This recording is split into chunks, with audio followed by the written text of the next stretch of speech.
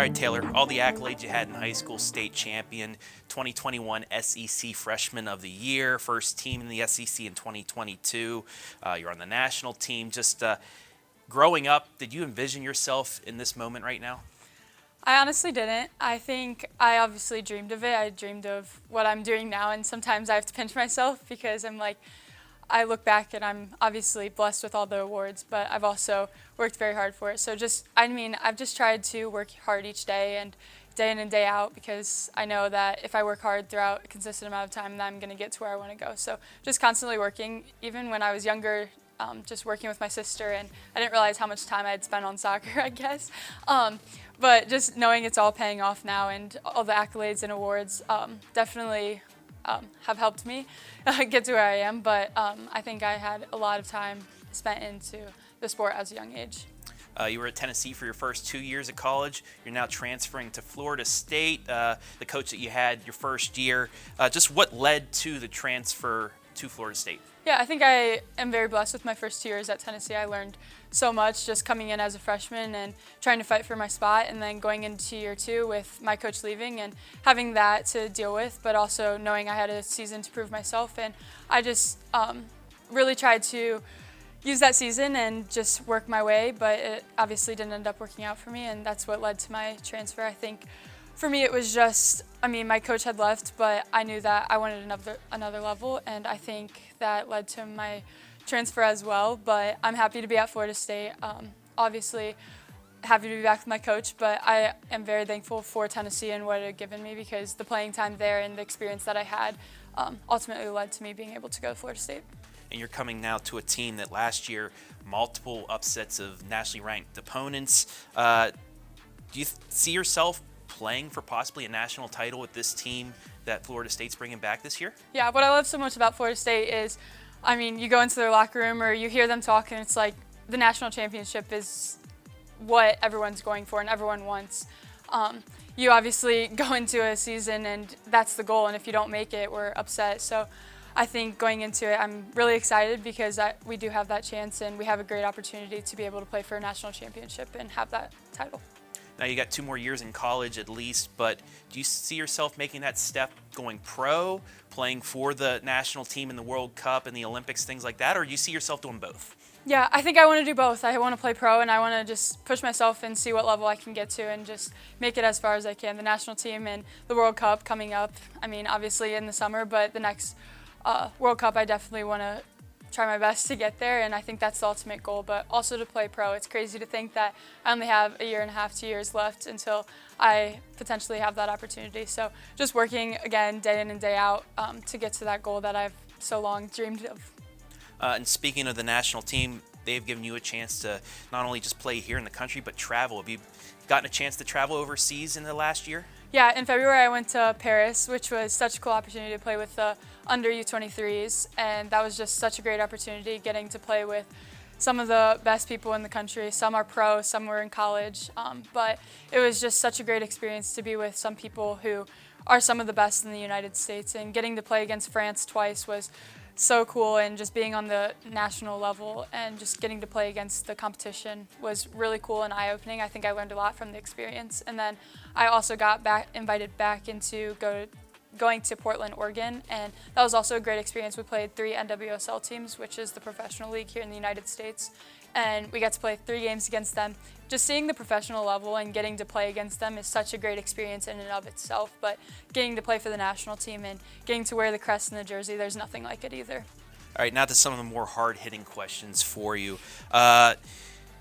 If you weren't a soccer player, what would you be doing right now?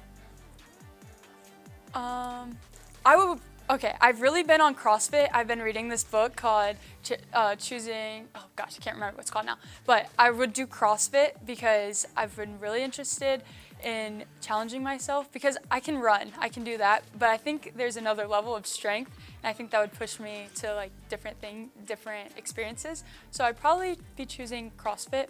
As far as a professional side, I'm really not sure what I would do from a professional standpoint or work. All right, people always give Ohio drivers a bad name for how we drive. You've been in Tennessee now, you've been in Florida. How do they compare to Ohio drivers? They're slower.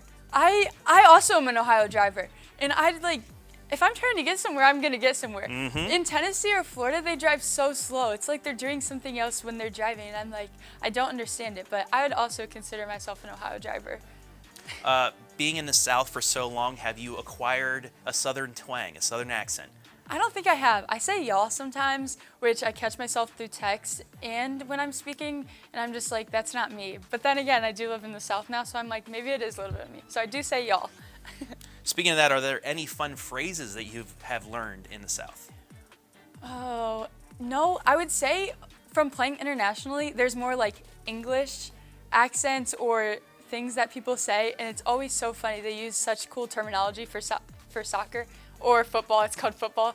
But there's just like such different phrases that I've learned, I guess. Ted Lasso, very, very popular show. Do you watch it? And how is the soccer on there compared to actual soccer out there? Do you use any of the Ted Lasso euphemisms in there? Oh yeah, I love Ted Lasso. It's great. We actually had at Tennessee, we had like a Ted Lasso night. It was so fun. But definitely watched Ted Lasso. Excited for the new seasons. I haven't got all the way through, but apparently Man City, which is my favorite like professional team in England. Pep, which is the head coach, he's on it, so I'm so excited to get to that because, I mean, he's my favorite like coach, so, and Man City, and then obviously it's just like such a great show, and I think it really brings out a different side of it because one of my friends was like, her friend told her about it, but she had never watched soccer, so anyone can watch it. I think it's very entertaining, so it's definitely one of my favorite shows. Yeah, I give it 5 stars out of 5 for that. Being in college, being athlete in college, do you get a chance to go out to any of these college parties? If so, what are they like? I have been to a few parties. I'm really not the party scene, but it's been interesting. I've met like a lot of different people, so there'll be like sport parties and you'll just hang out with and meet different athletes, so that's always cool and to see different people. But as far as like parties, I'm really into my sleep and working out and routine. Routine is the biggest thing. Like I'm fine going out here and there, but if my routine gets off, I'm not really a fan. There you go, Coach Huff. Your daughter is behaving herself in school. Finally, do you still keep up with the Lady Rams? Yeah, I think I talk more so to my class than anything, and then I have a little bit of Ava, my younger sister, and get the details from her and obviously my dad too. So I definitely keep up with them. I think I watched the champion district finals last year when we beat Ontario, I think. Yeah. So I watched that and the year before. So definitely keeping up with them.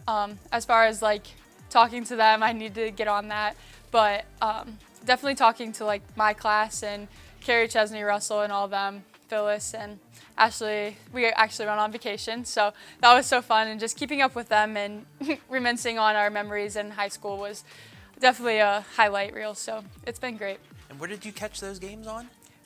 OH.Report. There you go. Thank you very much, Taylor Huff, future women's national team player for the U.S. Thank you.